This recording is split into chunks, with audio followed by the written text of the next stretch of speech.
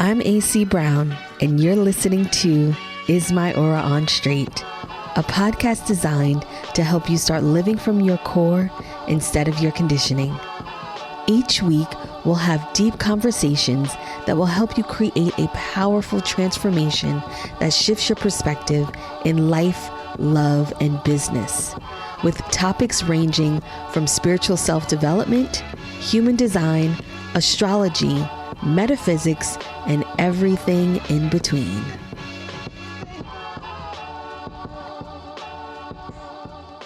Hello, and welcome to another episode of Is My Aura on Straight. I am your host, AC Brown. I am your psychic channel and your spiritual confidant, and welcome back to another episode of Is My Aura on Straight. And I have a special guest with me today, one of my favorite Canadians.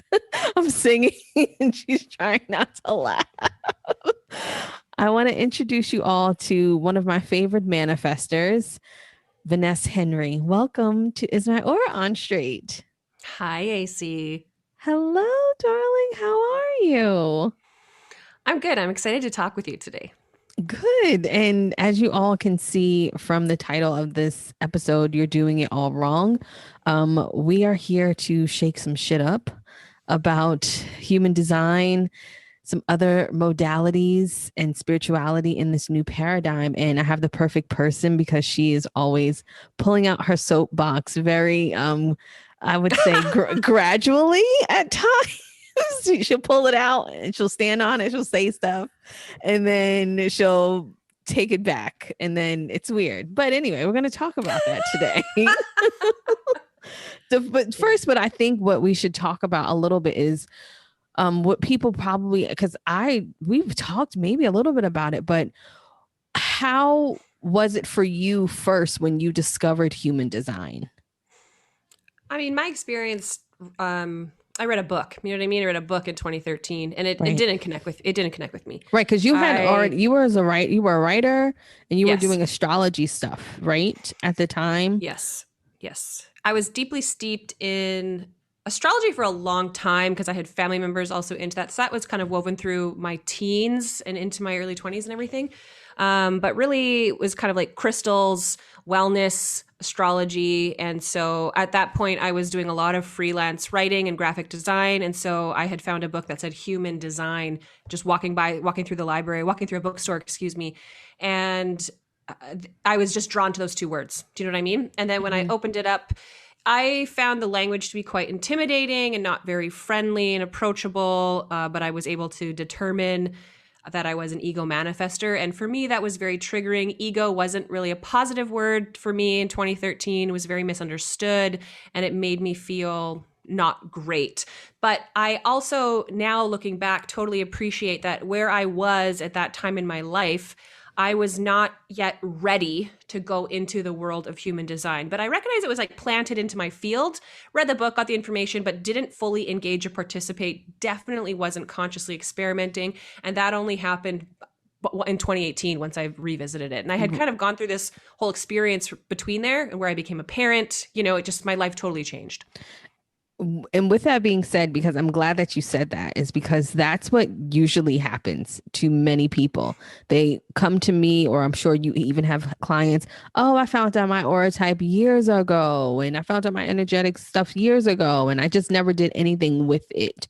Why do you think that happens with human design? Not versus astrology, because astrology is ancient and there's so many nuances, but because the system was given to us by Ra in the late 80s, why do you feel that is the normal experience for people with human design going in and out waves? Well, I think about, I like to compare it to astrology because astrology really definitely trains us in a way, or forces us to consider a cosmic perspective and how we're all connected through that cosmic perspective. And human design is really almost the inversion of that. It's very much considering the self in a new way. And just to be totally blunt about it, we're not all equally self-aware. And self-awareness is kind of tossed around as this language. Like we all know what it means, but we have this extreme lack of awareness of the self, especially when it comes to investigating our own experiences and why we reacted the way we reacted. And so basically human design is a very complex language that takes time to learn how to speak. And astrology is just a little bit more in the public eye, in the collective field. It's not as new, of course, but astrology is that cosmic perspective. It's we're all feeling this. It's reminding us that we're all in things together. And even though human design does that as well, human design forces you to consider yourself, your own responsibilities, who you are as an individual. And there's overlap, of course, that happens in astrology, but even actually, AC, just thinking about this conversation, and even you're doing it all wrong, that's such a fifth line thing to say, the sixth line. I would never have said that way. I would have definitely been like, not that you're doing it wrong, because if a manifestor says that, you have to also appreciate how abrasive that feels. When a manifestor points their energy at you and says, you're doing it wrong, it's like, my soul. Ah! Right. Well, that's a little clickbait too. Just, keep that in mind. Oh, 100%. But I like, my language around that would be, there's another way. Yes. There's another way to be experiencing this, I suppose. So I can only really speak to my experience. I wasn't ready for human design when it found me. However, I do feel the process probably was already, and it did initiate something within me. I could see, for a manifester, I could definitely see how you could say that you weren't ready, just because the energy of a manifestor, and with you and your own life experiences of finding out that a lot of the things maybe that you had experienced about you having a repelling aura and all of these other things, and already having some sort of like issues with that personally that you might have experienced already. So when we talk about you not being ready, was human design for you a confirmation or a wake-up call? That's a good question, because at that time in my life, I was actually in a very good place. It was the first time, as my early 20s, where I actually was living alone. I was starting to feel really clear. I met my partner, who now, we have a family. I was in this time of mutation, but I had recently at that time experienced so much trauma that I was still in it. I was still in my grief, not yet detaching from my grief in order to turn around and actually look at it and understand it. I was still experiencing it, still in it. And so my own self-awareness was not yet at a place where I could actually consciously choose to enter into a deconditioning lifestyle. That makes sense. And I think everyone has that, because for me, I would agree, when I first found out, for the first couple of months, I was just like, well, this can't be right. Because I've been, especially me being a projector, I've been taught I have to go out and make things happen. That was very big, especially in my household, coming from, just a strong, like, Black household. It's like, you have to go out there and make things happen. The destiny is yours. The world is already against you. So you have to do what you have to do. And then hearing that, wait, I've been not doing it correctly based off of energetics, was kind of, well, what am I supposed to do now? Because I've been taught and I've been conditioned to go out there, try and do and force, because that's the only way. That when it's like an invitation, what, I'm supposed to sit around and wait for people? Like that the concept was very shocking for me. And so I can see for you, especially being a manifester, having to just have this disposition like, oh, I'm supposed to go out there and get things started and do stuff, and then being in a space of grief and finally sort of piecing it together already in your life, that probably would have been kind of hard. Well, a lot of manifestors that I've worked with don't connect to their anger. They wouldn't even identify as angry. And what I would like to speak to that for a moment, because please do. Anger is within every human being, and it's particularly within manifestors. But it's a veil for the deeper emotion, and the deeper emotion is grief. Anger masks grief. And so when we think we're really angry, it's actually grief. And so I really learned a lot about this. I sort of, we were going through a lot with Black Lives Matter in 2020, and I had to almost sort of detach in a way and start observing what was going on. And I really noticed a lot of conversations that were belittling Black women and painting them as this angry stereotype. And I really felt a connection with what was happening there because I was connected to anger and definitely felt that anger is this sacred frequency that does need to come out. And when I was watching it play out with Black women, they were not being allowed to express their anger. Everybody felt like it was directed at them. And so I really kind of sat with that and contemplated that for myself because I have experienced times where I get angry, and as a manifester, I direct that anger into a weapon, a word that is just words that just weaponizes and tears people down. But my anger still needs to come out. But of course, I don't want to weaponize it and hurt someone. So I needed to find a way to release it that was just like coming out, but it wasn't directed at anybody. And as soon as I found a way to have that anger come out, I saw what was beneath it, which was grief. And then I took that kind of concept and was also applying it to what I was seeing happen in the Black community, specifically with women. That their anger was sacred. It did need to come out because once we exposed that grief, we could finally allow this healing that needed to happen. And so Black women were these incredible teachers for me in really understanding and processing my own anger and realizing it was sacred. It shouldn't be stuffed down. It does need to come out. What is a safe way it can come out? And anger should never be confused with aggression and violence. They're completely different things, and we sometimes forget that. So when I work with women who are not women specifically, excuse me, but manifestors really, and they're not connected to their anger, I know half the work is tapping them into that anger because they've just stuffed their grief down so far that they're no longer connected to it.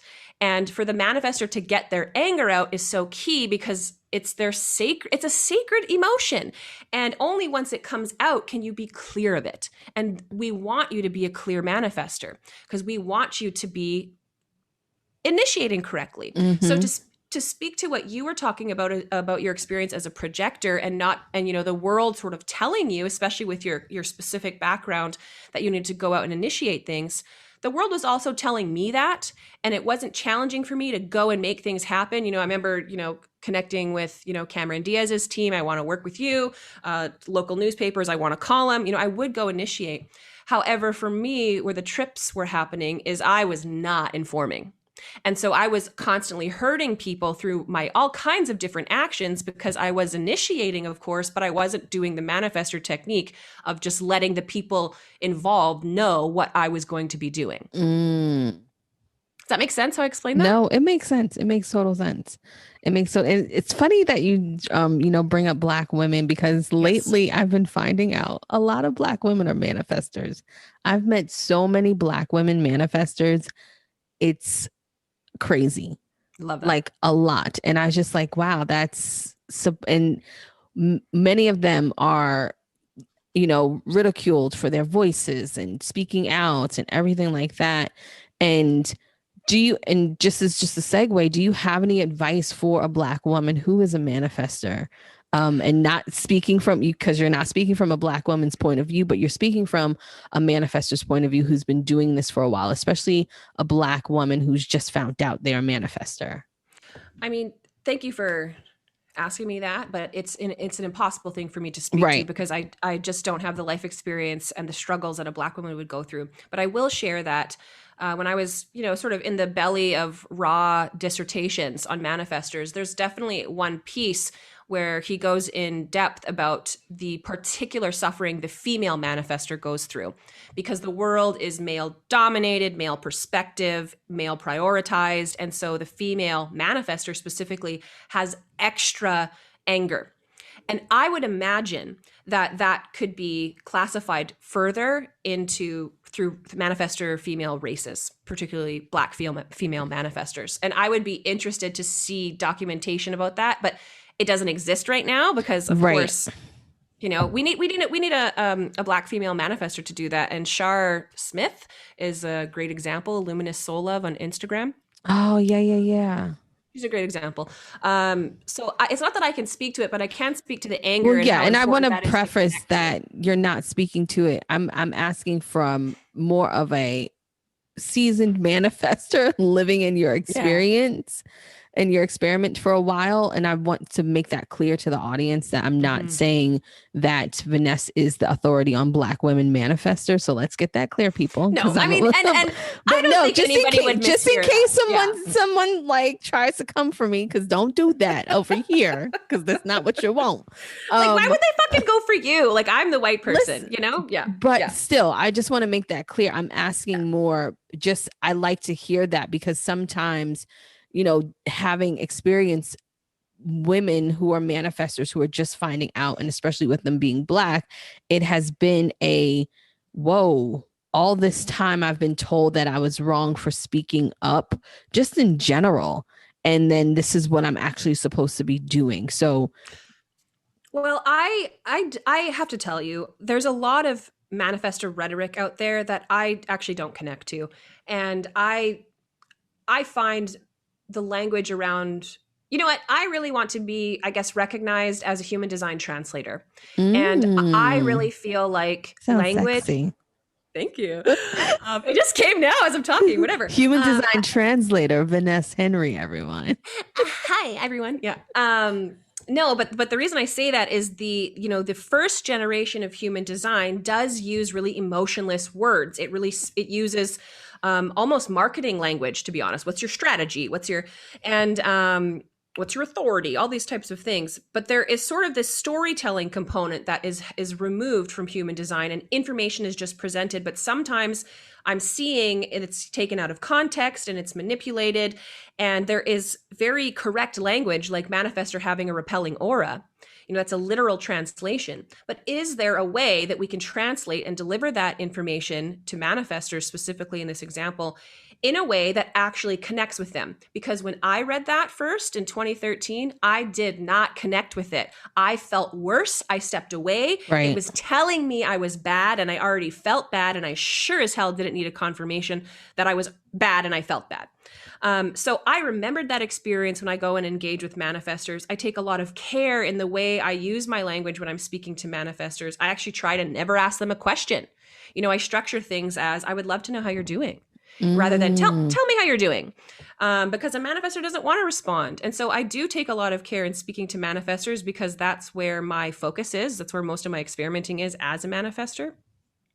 But I always feel that with everything we're learning about, the gender spectrum, race, privilege, the blanching of like whiteness specifically, we need to adjust our language. And when I was going into these manifestor groups and they're all telling each other like, yeah, fuck you. I don't listen to what you say. It just felt so deeply unnecessary to me. And I don't feel all manifestors, like, we all have anger and anger is sacred, but we can all learn regardless of, how we identify. I don't mean energetically, I mean in human form. Hmm. Um, we can all to some degree have ability to contain our anger and express our anger in safe ways that are healthy and safe for all involved. And a lot of that is informing and training the people you have relationships with. I'm not directing this at you. I actually would just like to give an example. Instead of saying to my partner, you're making me feel so bad because you don't do this and you did this and you, I can just reframe it, stay in my anger, and say things like, I'm just really feeling not heard and I'm feeling not good. I'm keeping it about me and how Right, I'm right, right, feeling, right, right. not so much that you are making me feel this way. And it is a way, you have to have this sort of ability to gather yourself and be with it, within control of yourself. And that's what human design does help you do, of course. But you still will need to connect to that anger and get it out. You still will need to go for your jog or do whatever, depending what type of Right. manifestor you are. But you'll find you're less angry. I'm not angry. And I've had these moments of feeling deep peace, and I get frustrated in these moments and then it's gone, And so I feel like there's just a lot of misunderstanding about manifestors, and I would like an opportunity to be able to speak to that. And so maybe being a human design translator is the way There you I want to go. go. There's just this whole breed of soft manifestors who don't want to be represented as soft. We have to recognize that softness is an incredible power. Oh, You know, absolutely. feminine receptivity, vulnerability, softness is an incredible, incredible strength. And it doesn't always need to be this bulldozing energy. I refuse to think that's true. Oh, and I don't think so for all manifestors, that bulldozing energy at all. So I agree with that. I think But a that lot of the language positions it that way. the language is for human design in general is horrible because of It's so technical. it's a very technical thing, and it's very robotic, like your Well, incarnation cross, your strategy, like you said. So it's AC, very technical. this is why I've started to do projects that are examples of what it's like to speak human design. This is what I really like about our podcast Right. together with Jasmine and Rachel. It's an example of what conversations and relationships can look like when you have the ability to speak this language with each other. It's an opportunity to connect in a deeper way, to assess and be there for each other. Oh my God, the concept of holding space meant I had no idea what that was until I really started studying human design. Mm, Understanding the concept of energy centers and undefined energy centers and holding energy, taking that energy in. It's just helped so much. I was actually watching the other day a master class with Neil deGrasse Tyson, oh and yes. I am obsessed with this man. I really think he's a manifester. He could be You a can't projector, find but his birth. You can't find his birth time. No. I don't know his birth time. But I'm willing to bet he's got an undefined head and undefined ajna, because he was speaking in human design in his master class. However, he was not necessarily using the terms. But I realized in that moment, he is able to connect deeply and express through human design concepts. So human design is just a way to think critically and connect more deeply. Okay. I And like he was that. living that out. He was living it out. Like, he was explaining his masterclass and he's saying these terms. I'm like, dude is speaking human design. It's I gotta fascinating. watch it. I have to No, watch it's it. good. So when we talk about human design, new paradigm, and w- I really want to know. And this is I've been wanting to ask you this since I have you recorded. Let's do it. What do you think people are? How can I put this? How do I want to say this? I want to say what do you hate about human design that people go to first when they first find out about it? I really see people going quite deep, or trying to go quite deep, with things like gates and their incarnation cross. Everybody wants to understand the gates. And it's like, if you actually go and try and understand that gate before you've learned the context, It you're actually makes going to just, no sense for you. it makes no sense, and you're going to overwhelm yourself. I There tell really people this is. all the time. Sorry, I'm I'm just like, I'm I'm starting to see that, if I were to go through human design again, there is definitely a way that I would go. And absolutely. I maybe should start speaking to that way and offering that way, Well, how that's what I I would go plan on through it. doing is going it through my way. I love 'Cause that for you. I love that. Yeah. I have a Here's how whole I would do it. Yeah. right. I have a whole kind of system that I've created that Yeah.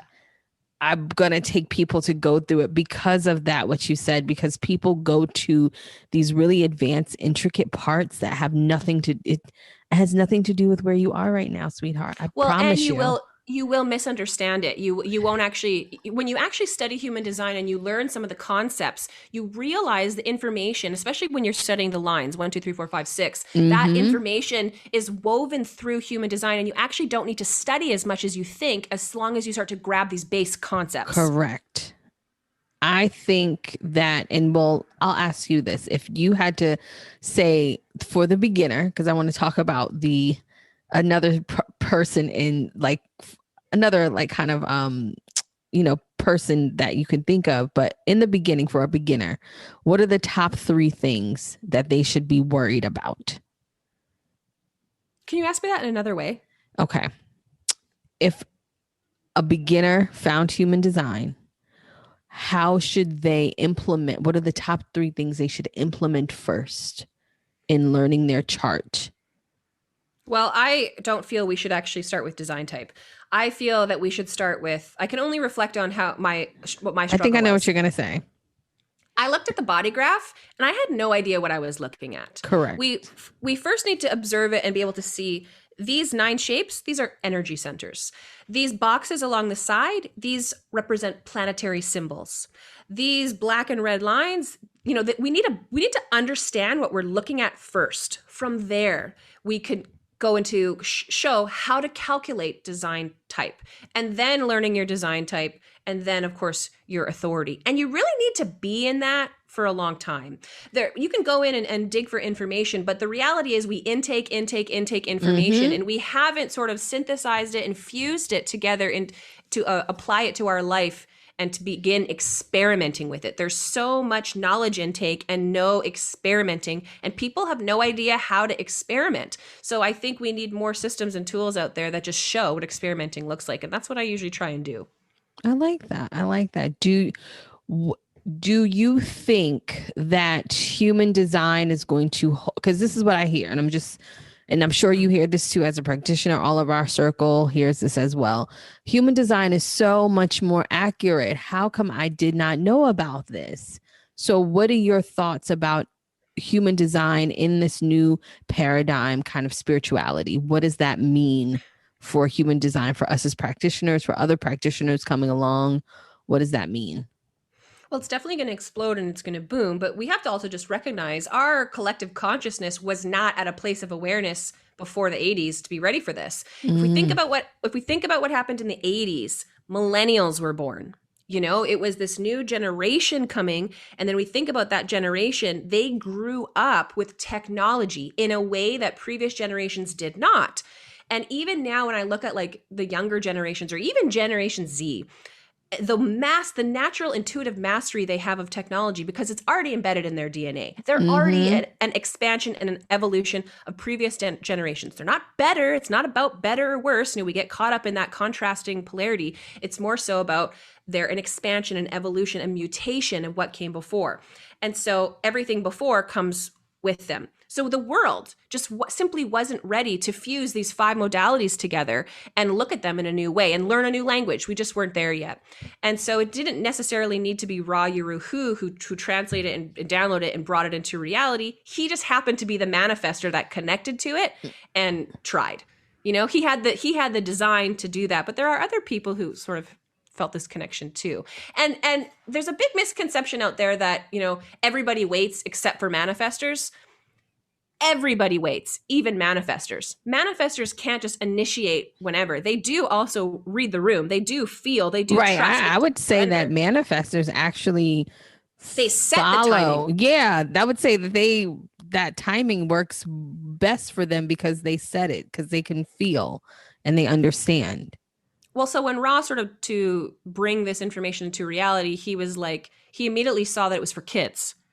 And he wanted to be able to give it to kids, but how do you do that? You've got to give it to the parents. So Mm-hmm. then he realized, holy shit, I've actually got to teach this language to parents before it can ever seep down to the next generations. And so I always talk about this concept of second generation human design, next generation human Yes. design. And it's those of us who were not there at the original download, in the Right. 80s, early 90s. And we didn't study with Ra directly. We studied through elders like Karen Curry Parker, maybe Ra, but Bantu, Richard Rudd. We went Yeah. through that. That's first generation. And now when it's in second generation, it's mutated. It's a language. It's a living language. And what this next generation is really trying to figure out is how do we actually give this information to each other in a way that connects. And in a lot of Ra's earlier dissertations, he says, this information will start to not be relatable to newer generations because the world is going to change. And they didn't even, like, think about it. They didn't even have like texting or Facebook. Like, they couldn't even fathom what that was. And Right. so you see them clunkily trying to get into technology with some of these videos and stuff when you Oh my gosh. it's just, but now it's like everybody's a content creator making graphics, and some information being shared is actually just flat out incorrect. But it's not the point. The point is we're trying to find ways to share this information with each other. And that's really, really important, to be able to storytell, translate it, deliver that information to each other, which is all about experience.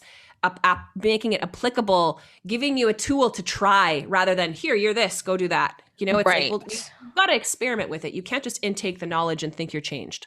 So do you think that human design in this, let's say the next 10 years, right?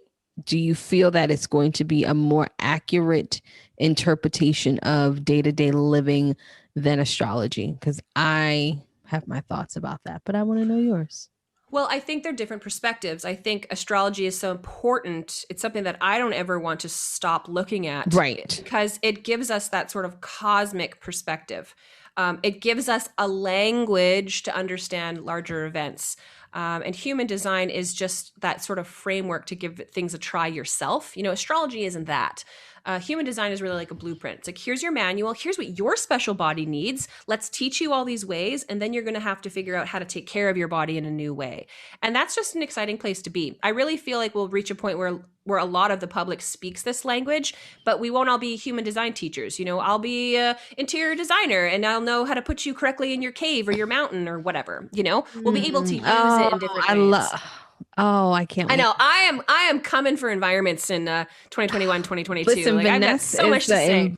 Is the environment queen. If you want to know about environments, variables, she's the person to go to. Just because you really do it really well. And I always tell you that you really do it really well. And you help others just understand it really well. So I appreciate you for that. So I'm like, Thank you. You do it really well. Variables is another thing that people dive into, I would say, though, before they are fully ready. Like, girl, you do not need to know what that means. Well, everybody, we are so triggered with like diet culture. And so, what's my human design diet? That's where people go. It's like, well, you're going to learn something here because that is so not what this is about. Right. It's just not about that, because even when I first, one thing that I did hear from an older human design kind of person who kind of took me under their wings a long time ago was like, anything that kind of talks about diet, you want to kind of just like leave that alone for now, because you are different and that might not work for you. Well, the thing to appreciate about the variables with diet specifically, environment, if you haven't had your Saturn return, be aware of it, but you're not actually going to feel it until you've gone into your Saturn return. And that's literally just an evolutionary cellular thing that I won't get fully into at this time. But diet, if you're so conditioned, you've been conditioned away from your diet. Food is the biggest conditioning thing on the planet. So all of a sudden you find out your cold thirst diet, and you're taking that translation literally, and you think, I just got to have cold foods all day. You're not understanding the full concept because you don't understand the 6 lines yet, and you may not actually be connected to that yet. It may actually not be good for your body to actually try doing that yet, because you need to first go through different types of deconditioning awareness processes. So, and then of course they get into it too soon, they don't feel connected to it, and therefore they reject. They're like, oh, this doesn't work. It's like, this doesn't even work. And it's just like, okay, because I would say the same thing, because when I found out I was in direct light, I was like, so what does that mean? And it helped, but I was just like, well, that makes sense, but it doesn't make sense, but it makes sense in the way I use it for myself. Totally. It's a spectrum of information, but you are not on this way over here on this end. You've got to figure out what your indirect is. Correct. And that is something. So what I do want to get into is, because you're Canadian and you're amazing. Thank you. And you're Canadian and you're amazing. What I wanted to talk to you about, what do you find is the besides it being a blueprint, besides it being your manual, we talk about, and people are probably, they're not going to kill me, but I think this is important. When we talk about, speak your truth, AC Brown, speak your truth. Definition, because I want you to give your perspective on when we talk about single definition, split definition, triple split definition, when it comes to relationships and and romantic relationships, because people will kind of like fight me on this, and I just needed a backup from someone who. Okay, so you're first assuming I agree with you, so that makes me nervous. Yeah, but I'm assuming you agree with me, because I feel like you do. I want you to give me your your interpretation on definition when it comes to romantic relationships. So, a little outline then, definition, do your energy centers connect to themselves? Do they connect to each other? Do you have one stream of definition, or are your energy centers broken up? I'm considered a split definition. My head is defined and my ajna is defined, but it doesn't connect to my defined throat. I'm missing a channel through there. But my throat connects to my heart, and this makes me an ego manifester. So it's kind of like I have these two voices inside, the head and the heart. And I'm single definition. And AC has this beautiful stream that the whole system, essentially we could say, talks to itself. So AC's undefined centers, she's more prone to conditioning there. Whereas somebody with a split, a single split, as I have, those particular gates where the split is very vulnerable to conditioning, I guess. And so how this looks in relationship, I'm split definition. My partner is single definition. He doesn't need me or anyone to bridge that split where that break is. But I could go into a neutral environment like a coffee shop, and there's all these energies there where it's bridging my split, and suddenly my system talks to itself, yada, yada, yada. So I always have this thing where I say single definition doesn't compromise. They're not here to compromise, and split definition does compromise. And for the sake of this conversation, I'm going to focus on those two, even though I acknowledge there are wide splits, right? There are triple splits. Quadruple splits, yes. And no definition, of course, with reflectors. But the single split, the small split, they're really designed to pair bond.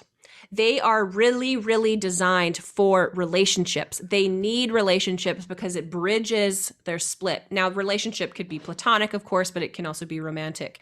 And how I find this plays out with my partner is I'm the manifester, and I feel like I'm the one always compromising. Just pisses me off. I could see that. And don't get me wrong, he makes compromises in the relationship, but I can feel it energetically. Like, he isn't going to budge on certain things. He doesn't need me. It's the best way to say that. Okay. I also would highly recommend people check out The Love Book by Ra Uru Hu. The Love Book focuses specifically on the vessel of love and the G center and the types of loves that emanate from there. And when I was studying that book, I realized, holy shit, I love my partner more than me. And I hated that information. Oh, gosh, I'm completely open there. I ain't got nothing to do with that. I am designed to love him more. And he just loved this. He loved this information. And that may be, I may have overshared information there that is more confusing. I apologize if so. Read The Love Book. But when you have this sort of single definition, the idea is you choose to partner. You don't need to pair bond the way the split does. And so, and the reason why I bring that up is because when we talk about relationships and people ask me, they get upset that when they're single definition, because most of the people desire, depending on where they're at in their life, they desire relationships. You are so allowed to desire that. Right. Which is fine. And I say, you can have what you want, but you don't need it. And that's where they get angry.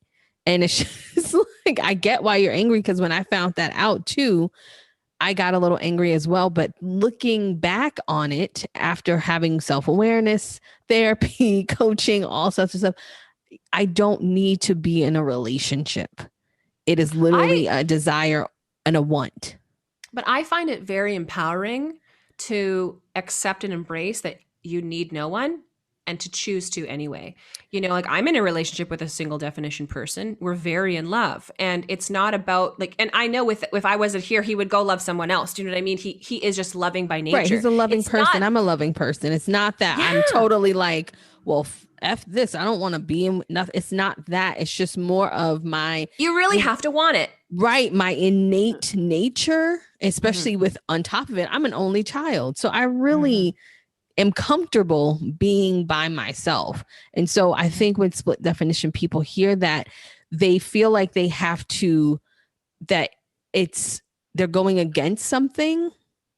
You know what I mean? Because, when you hear oh, I don't need anybody, but why would you say that? Because I want to be married, or I want to be in a relationship, or I hear, I love my boyfriend though. I'm I'm not saying you don't love him. I'm just saying that inside of you, you actually don't really need to be partnered with him.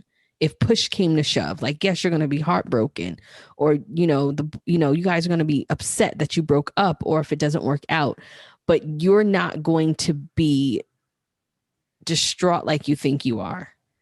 And I mean, let's talk about this because you know what, I'd love a chance to speak to this because my experience in explaining these splits in regards to relationship hasn't been what you're sharing. I haven't experienced so much devastation so much, but there's also so many places within the design that you can look. You know, there are certain channels that are designed for like mating, literally. right. You know, what's going on in your solar plexus, what's going on in your sacral, what's going on in your G center. There's so many places to look. But I find it is usually it can be a very empowering conversation where it's like, look, you've got everything you need. You don't need someone, but you can choose someone. And I find that to be very special. It That, you know, is. to have the to know To within be in yourself, something like I really did choose. I'm choosing you. I want hey, to you, love buddy, you. I'm Right. choosing I'm you. choosing you. I love you. I really want to be in this Mm-hmm, because for me, if anything, mm-hmm. when I'm in relations or when I have another relationship, it's really like I really did choose you because I know I don't really have to. And But not because I I don't do, love you, but yeah. because my body doesn't need it. Like But I'm this is also societal conditioning, and this is part of like the Christ consciousness field, Godhead getting involved, and other Godheads getting involved. But it's this is more so like we've been conditioned by the world to pair bond, and it's not correct for everybody. I speak about this a lot. How some single definitions, or you know, triples, quadruples, like polyamory. You know, we don't need to have experiences just bonded to one person. We may feel these different connections with others because of the electromagnetic connections we have with them.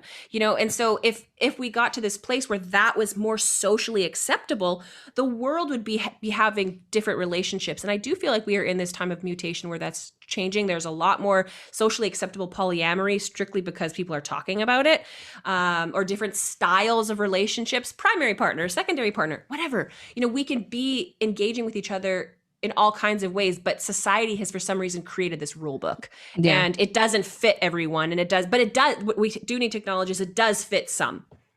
Okay, I like that.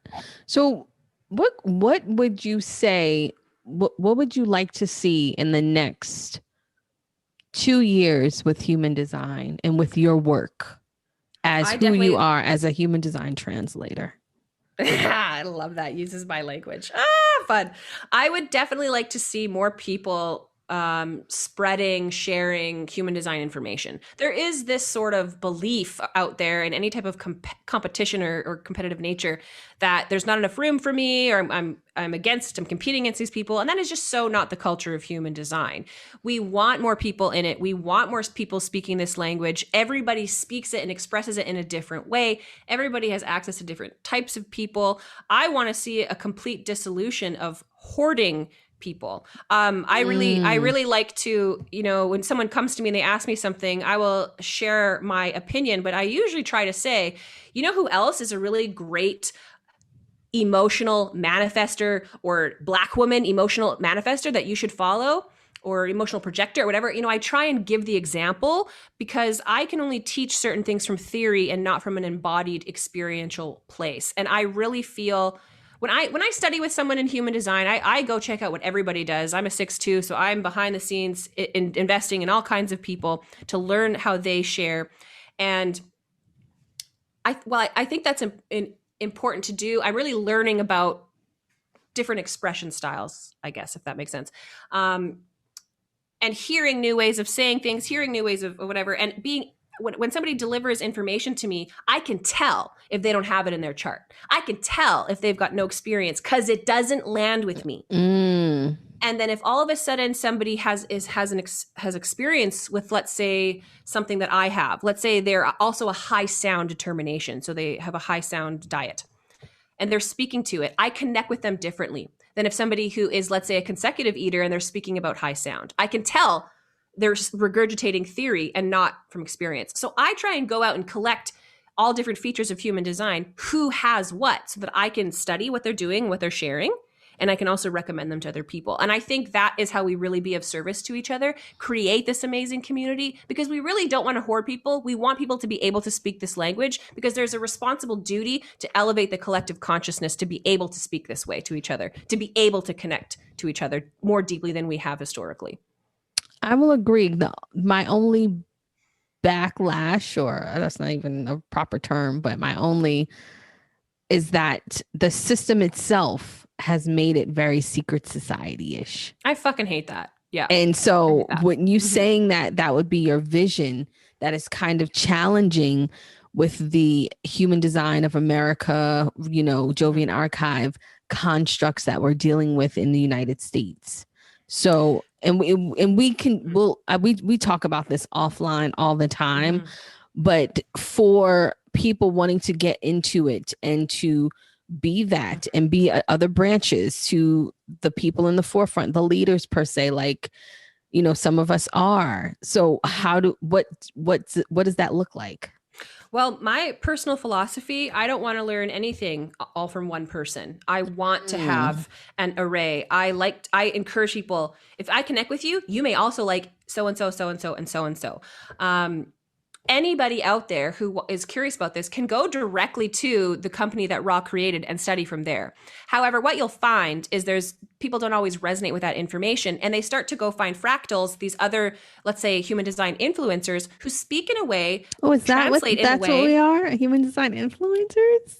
100%. That's what we. Yeah, that's a whole other conversation I gotta get into. Sorry, But guys. Like, what but the you hell?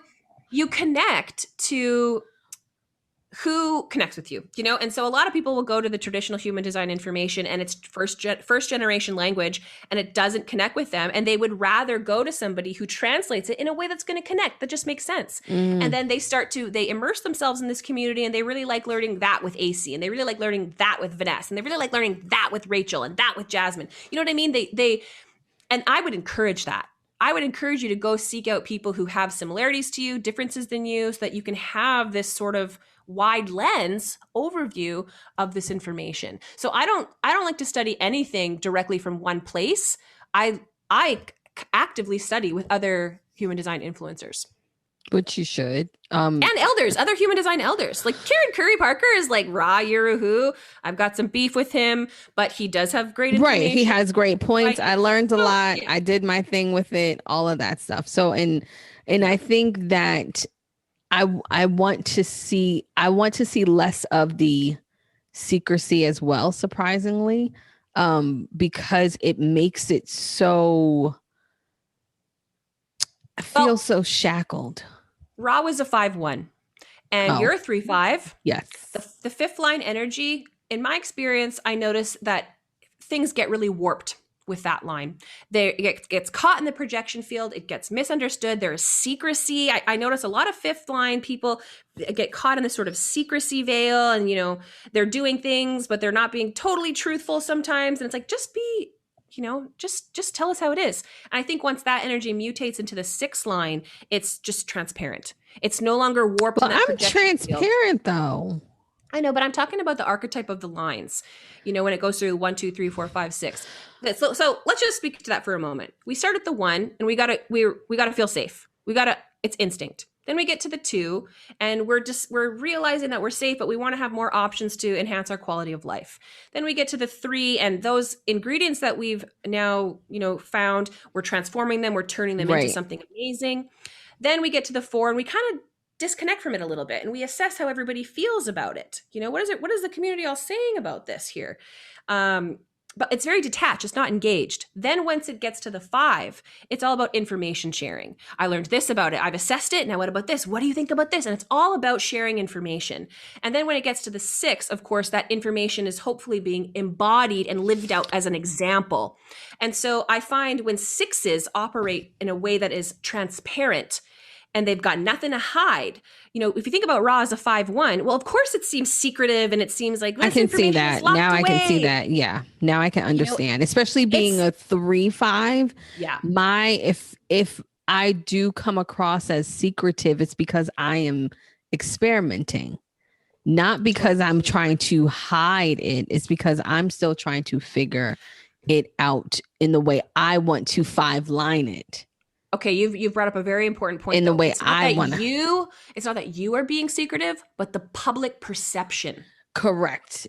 is I can warped. totally see that because my 3 line is learning, processing, experimenting with it, all of that stuff. so I can explain it in my 5 line the way I want to, the way I've Yes, seen it, the way I've experienced it, the way I know it. And so between that point of learning and experimenting and sharing, sometimes that middle part does look secret society ish. Because before I tell you in my 5th line, I need to make sure that everything that I've experienced, I can come at you and say, no, this is how I see it because this is absolutely. how I experienced it. But now here's the information. That is the 5th line. But the 5th line isn't about delivering absolute truth. It's like, I've delivered, this is what works and what doesn't work, and I know this doesn't work. And this works for me. I don't know Mm, that it will work for for you, all, but I right. can tell you it works for me. And most of my relationships and my friends in my life are 5th lines. Really? And oh my God, Jeez. yeah. And the way these people are misunderstood, the way that people fucking come at 5th lines is it absolutely baffles me. And so that's why it's so powerful for 5th lines to create the persona. AC Brown, spiritual confident. Jazz Verville is Jazz the Moon Mother. It's creating these persona is a protective way to be a 5th line. Yeah, yeah. Okay. Because otherwise, I'm taking everybody my comes own to you. breath. Like, oh my Well, gosh, everybody you totally understand. people will come to 5th lines and they come with all their shit and it gets put up and projected on the 5. And so it's, that's what I mean about the secrecy and the warped field, the warped Right. So projection. there's some sort of that persona is Yeah, like it's not that I don't want you to see all of me, but I need to protect it because I don't know what you're going to do with it. totally. As now myself as a 6th line, if I'm not transparent, I'm absolutely punished for it.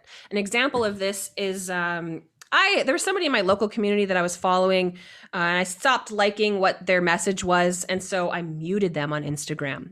This like fucking baby ass cop out that I didn't have the balls to do. Anyways, whatever. I have since unfollowed, but at that time I wasn't yet ready. I was, but they sort of were left my consciousness, but were still in my field. And so when this shit started to go down with this individual, people reached out to me and were like, "Hey, I noticed you follow them. I think you should speak to them." Blah blah blah blah blah blah. So when, Oh. yeah, So that happens to you me. got caught in the matrix by Oh yeah. like association. So I actually am very intentional with my follow list. Basically, if I follow you, I'm watching you. But if I'm not following you, it doesn't mean I'm not watching you. Like I definitely go. I have a good friend who's a 5-1, and they always say they were following someone that like I really, let's say, didn't agree with, and I was like, oh my gosh, how are you following that person? And they were like, I want to see what's out there. I've got to see all the different opinions, and I follow people about all kinds of subjects. And I was just like, wow, I literally can't do that because Me people either. are people are watching who I follow. They're then Yep. engaging with me. So for what I've learned is there has to be this chosen level of transparency, and if there is not, there's usually a punishment. So I do feel that all types can be transparent in their own way. I think it is necessary, but I respect that it's not easy for everyone to do just because of their own designs and their own things that they bring to the table. But it feels good for me, and so I like to lead myself that way. I like that. I like that. I will agree. Yeah, I can't follow a lot of people because yeah, whatever. Anyway, that's another conversation not here on the podcast. So what do you want the world to know about this new paradigm that we're going into when it comes to spirituality with all these modalities? What do you want people to know on their role in using this stuff? Not, I don't want to say correctly, their role in using this stuff to benefit their souls the most. Well, I really feel called to encourage people that we're to get back to play, to get back to ease. Oh, I want to. We've really been manipulated and distorted into this frequency that we've got to hustle. Remember that? What's your Oh my side gosh. hustle? Hi, it's hustle culture. It's gonna kill you. Oh, yeah, that's all. I can feel that mutating and changing, and we're being welcomed into rest. And we have all these examples now, of working less and financially making more or being healthier and all this. This is all breaking down and changing. And I I really just want to encourage people that whatever you're feeling, whatever is hard, whatever you're going through, it actually doesn't need to be that hard. Now, we don't want to devalue their experience, because I've been through some very challenging experiences and they have definitely shaped my identity, but they are not all of me. It's not the only part of me. And I think a lot of us want to come to healing these sort of frequencies we have. And we finally have not finally, because we've always had different types of tools, but we're in such an advanced society now that we finally have a tool that is as advanced as we are. And it creates this framework for us to go even further. And realistically, we're coming out of some crazy astrology, crazy ages. And that reason it feels like everything is breaking down is because it is. We're getting out of these old eras. We don't have a clue what the world is going to be in the next 10 years. We sincerely don't. We can make informed predictions, but I really felt that through the pandemic there was some special moments where I felt that the whole world was thinking about the same thing, and that's not something that a thing that I had felt before. And I kind of remember I was in my apartment looking out at the sky, and I just felt like, I wasn't looking up, I was looking out, and I really felt connected to the planet in a way I hadn't felt before. And that was very special for me, because it was almost like I could feel the collective consciousness, the public eye, if you will, mutating, reaching a new plane, elevating. And not everybody goes at the same time, of course, but I could feel that sort of connection to everybody, and it was exciting. And I think we are all realizing through the pandemic, it was a really, a unique time, because it forced us to evaluate certain parts of our life that we didn't have an opportunity to evaluate before, because we were just so busy. And so many people are moving. So many people are stepping into new careers, leaving relationships, starting relationships, because we're realizing, like, what are we living for? Mm-hmm. And we want to feel good, and we are designed to feel good. So I think that we're moving toward that. And I actually think it's an incredibly exciting time to be alive. And I feel immense responsibility to do my part in translating tools that help people speak to each other in a deeper way. I love that answer. Thank you. What do you want? What do you want the people to know who are listening to this, just about what's to come from you and your work? I'm in this time of deep mutation. Whenever I kind of go away and go into my hermit, my little thing, I'm going through some type of mutation. I'm doing some type of learning, some type of dying, some type of letting go of things. And I have reached a point in my work where I have created so much information that it now needs to be recategorized and restructured. So I'm going through this restructuring process that allows me to provide an experience that lets people kind of choose their own experience. I'm learning how differently everybody learns, and I want to do my best to facilitate containers that allow people to learn in their own style. And as a manifester, I feel like I can do that. I feel like I can create those things.